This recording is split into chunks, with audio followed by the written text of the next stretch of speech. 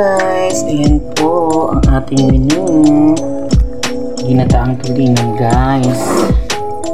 Diba, napakasarap ang bilib. Ayan guys, napakasarap po ng ginataang tulingan. So hindi ko na po sa inyo, ang una ko pong ginawa dyan ay pinaksiw ko po muna siya. Pinutuyuan ko po siya sa pagkakapaksiw niya guys. And then after ko po siyang pinaksiw, nilagyan po natin siya ng gata ng nyug. May unang gata at saka pangalawang gata. Yung pangalawang gata muna po, ayan, nilagay natin guys. Pagkatapos, nung matuyo po siya sa pangalawang gata guys, nilagyan naman po natin siya ng unang gata guys. Ayan, so inintay natin siyang medyo mag-ibas-ibas ng konti guys. Sobrang sarap niyan. So hinaluan po natin siya ng guys, hinaluan po natin siya ng pechay at talong kasi gusto ko may gulay.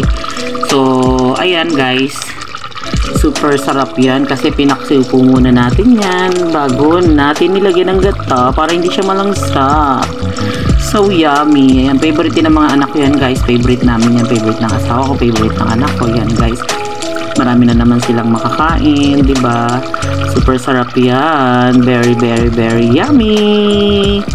Ayan. Kung gusto niyo pong magluto ng ganyan guys, gawin nyo lang po. Ayan, nangangamoy na. So wag natin masyadong patuyuan. Masarap yan ay may konting sarsa para masarap kumain. Patay na natin guys. Guys, kung gusto niyo po magluto ng ganyan guys, ang halo ko po dyan ay sibuyas, luya, bawang, and may sili po siya. Tapos nilagyan ko po siya ng suka.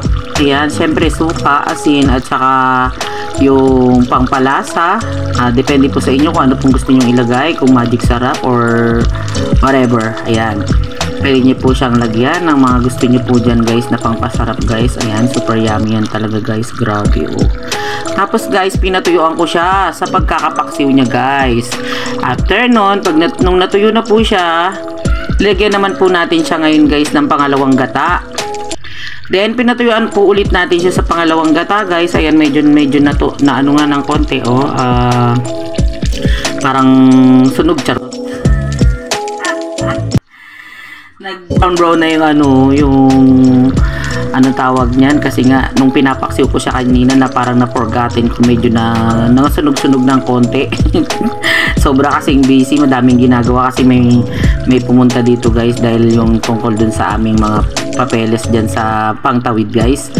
So ayan guys, tapos pagkatapos po nung natuyo-tuyo na po yung pangalawang gata guys, inilagay naman natin yung unang gata guys. Yung unang gata, ayan na po siya guys. Medyo nagtira naman po tayo ng konting sarsa para masarap. So nilagyan po natin siya ng talong. Yung talong po tsaka pechay guys, inilagay po natin siya nung tapos nang matuyuan na yung matuyuan na ng unang gata guys.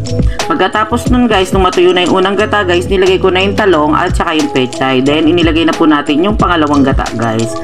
Ayan, tapos tinakpan po natin ng konti, pinakuluan. Ayan, hanggang sa medyo maigay siya ng konti guys.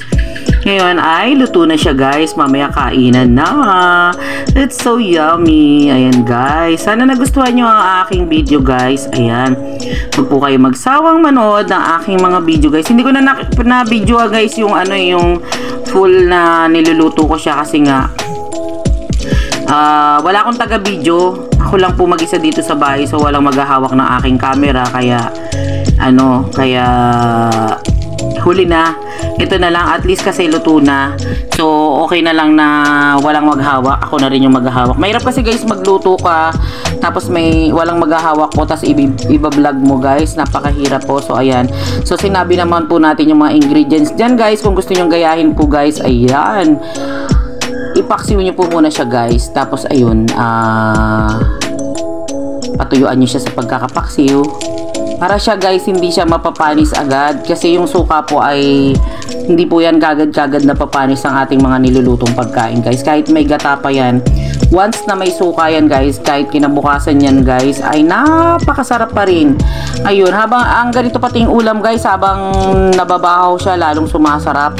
So maganda po sana yan ay merong taba-taba ng baboy at saka merong ang tawag nito, kamyas, kaso wala po tayo niyan dito guys. So tsaka ayoko po din maglagay ng baboy dahil mahal ang baboy. Charot.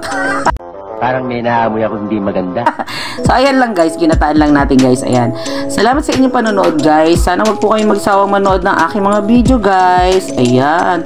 Thank you for watching sa aking sa aking menu for tonight. Tonight ngayon. Ngayon na namin hapunan yan guys. So ayan, for tonight, for the day, for tonight. Ayan, lahat.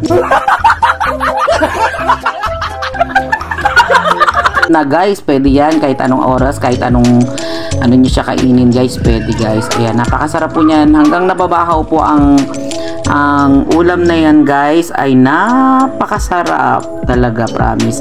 Yung po siyang tulingan na malalaki siya tapos iniwa-hiwa lang guys. Ayan. Kaya ayan, ano nyo guys. O diba, napakasarap po guys.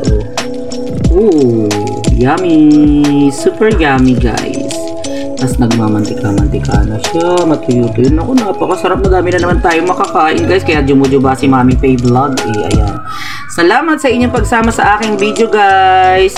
Ayan, kinontent ko lang siya ngayon para guys, meron tayong pang upload dahil wala na tayong in-upload na video guys. Ayan, puro live na lang tayo guys. Ayan.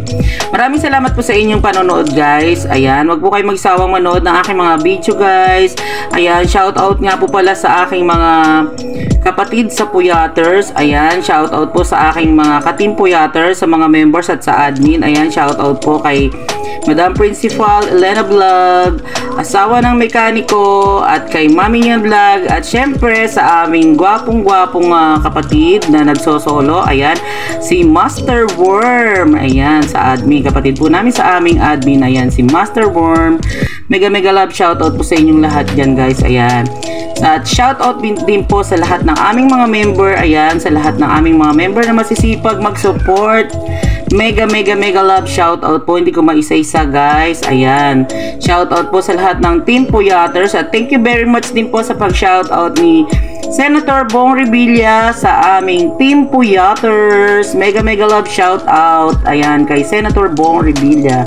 Thank you so much. At thank you so much din po kay Sir Delphin na asawa ni Mami Nian Vlog. Ayan, thank you so much. I love you all guys. See you my next vlog. Huwag kayo magsawang manood ng aking mga video.